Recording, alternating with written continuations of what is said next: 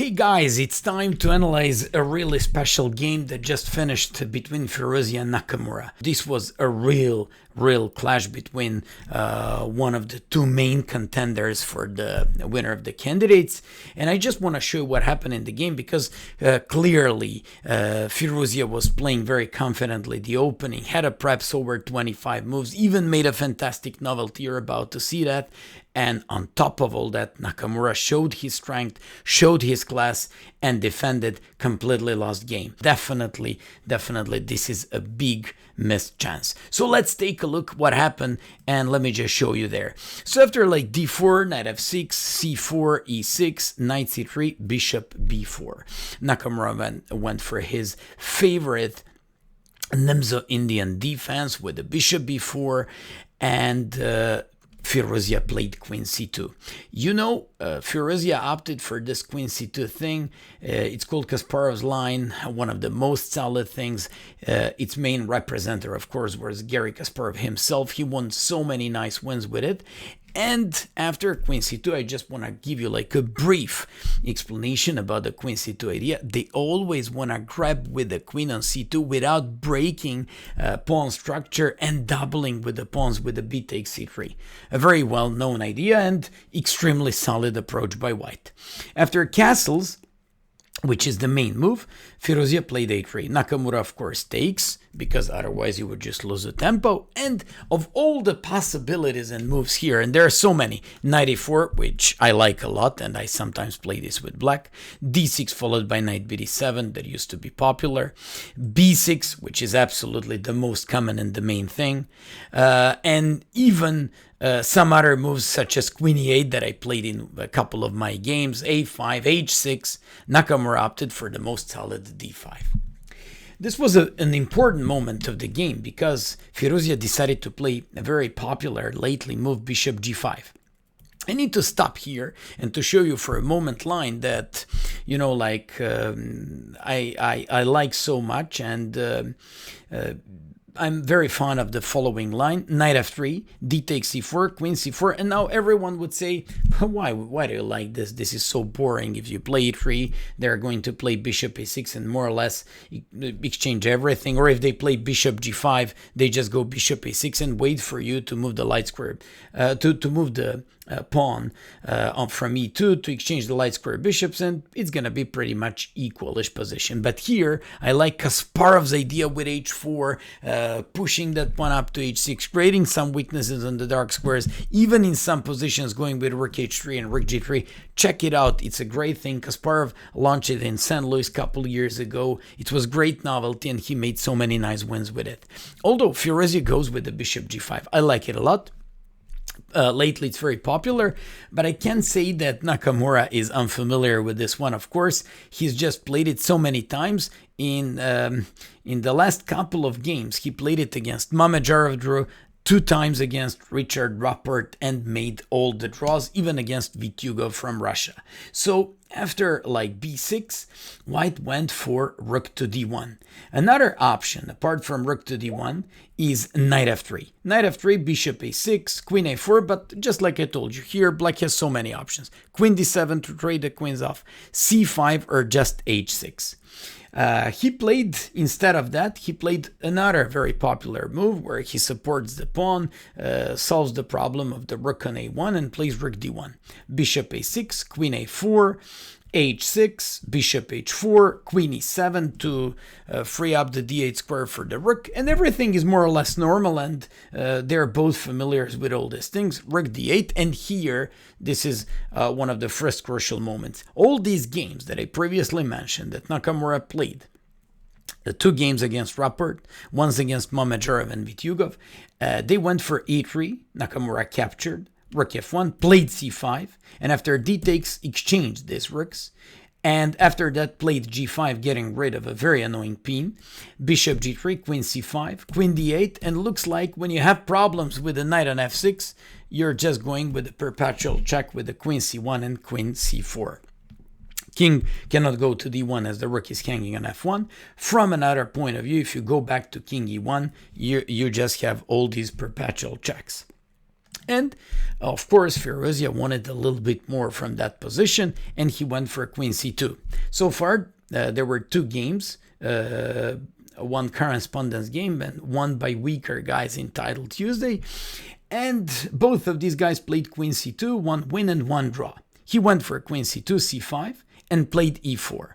Still, we're in the theory after rook f1, g5. But this is the moment that is going to be, could be one of the crucial and melting points of this tournament. He decided to take by knight on g5. He took by knight on g5, sacking this knight and making a great novelty. For those who were watching the game, you could have seen Nakamura shaking with his head. He wasn't feeling, like confident during the game.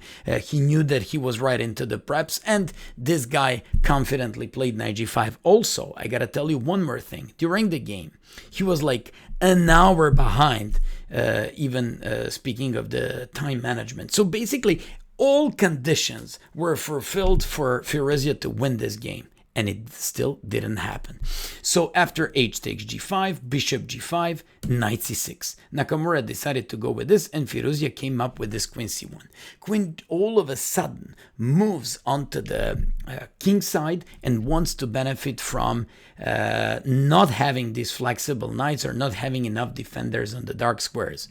This is a good moment of the game because he decided to go with rook d4, knight d4, and when Firouzja played queen f4, found a great way to defend himself here.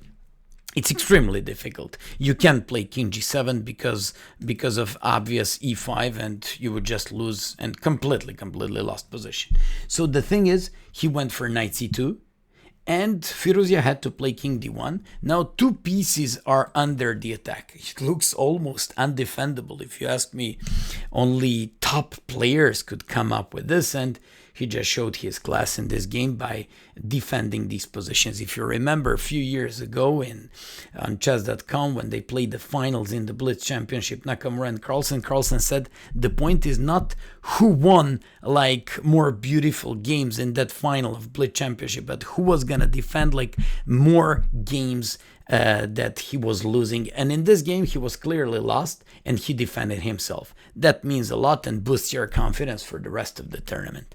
This guy played queen d7. Firouzja played king c2. Look at this. He's up a pawn at the moment, and king is so weak on g8. Although Nakamura came up with this one. I like it a lot because whether he goes king c1, queen c4, so that would win the rook. He went for this, queen e4, knight e4. And right now, we gotta stop because here he could have gone with the bishop e3. That looks kind of logical, but he goes with the strongest move that is still part of Firouzja's prep. Most likely it is, and he played the bishop f4. I gotta stop here and to tell you, based on what should we consider this position to be better for white? Position is open, pawns are on both sides, and bishop is usually doing a lot better than knight in these type of positions. So after knight f6, he now had to apply pawn majority on the king side to be able to win. He did it with h4, which was a nice move. And after knight d5, brought this bishop back all the way to d2, and this is an ideal restricting point. Bishop is controlling the knight. This guy went for f5, played g3, played f3, and he now wants to connect these pawns and to create 2 passers, complete domination of the bishop over the knight, and 2 passers, connected passers on the king side. That should be easily winning, right? Nakamura plays rook h8, not allowing to white to play any h5. He goes bishop g5 to be able to go with g4 and h5. He showed a great class here. Played c4, and he also wants to slowly push these pawns on the king side. After g4, b5, rook d1, f takes g4, f takes g4, and plays a5. This is what you have to learn. So you gotta know, in this type of an endgames where your opponent is clearly the one who's in the driver's seat, you just have to push your pawns on the side where you're stronger. So if white has the pawn majority on the king side, you have the pawn majority on the queen side, and you gotta use your pawns as well. When he played h5, rook g8, I believe this was one of the crucial moments of the game, because after rook f1, king e8, played that famous move h6. That's a great move because rook g5 cannot take, since he was gonna go with h7, rook h5 doesn't work, rook g8 doesn't work, knight cannot reach the pawn, and this pawn would be unstoppably promoted to h8. Although he played rook f8, and just like I told you, this is the crucial moment of the game. A great friend of mine, Robin van Kempen from the Netherlands, said that here probably Firouzja missed his chances because he believes this is completely winning, and it really is, and way better chances to win this with the rooks on the board.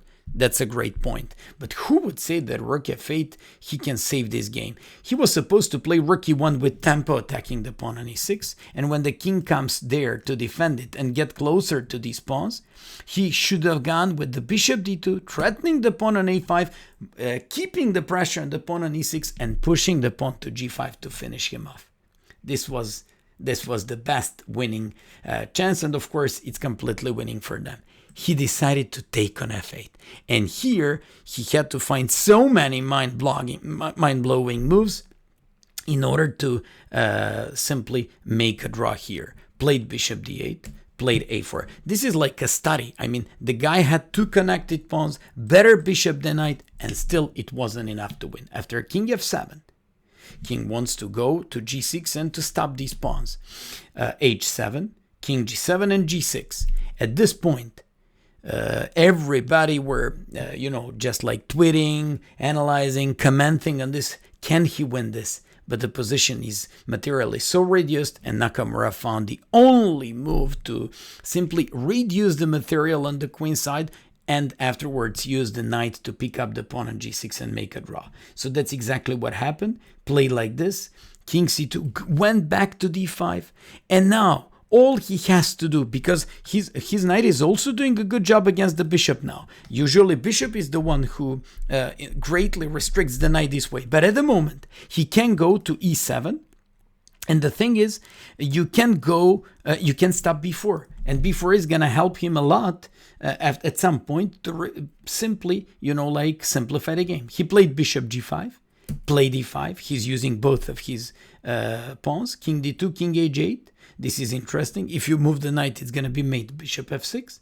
King goes to b1, to e1, and he plays b4. After he takes b4, played a3. So all of a sudden, from that crazy position, even Nakamura, who was down an hour, who was completely lost, who found himself under an amazing press by Firouzja, the piece sacrifice, he was now Firouzja, I believe, stuck at some point and thought for 40 minutes, and he now had to find and fight for something, because all of a sudden Nakamura created some very nasty tricks. So here he came up with this. If bishop a3, knight c2 check. So after king d2, brought it all the way back, took the pawn and played knight f4, which gave him a possibility to take. And after bishop e5, they just made a draw. Actually, they played knight e5, king c3, king h7, had a bit of a fun and made a draw. Spectacular game, lots of crazy moments of the game. I believe that this could be probably a turning point for Nakamura, because they should boost him for the rest of the tournament. He saved an unbelievable position. From another point of view, big problem for Firouzja, who simply didn't convert in such an important tournament. Thanks for watching, and hope you enjoyed the game. Bye-bye.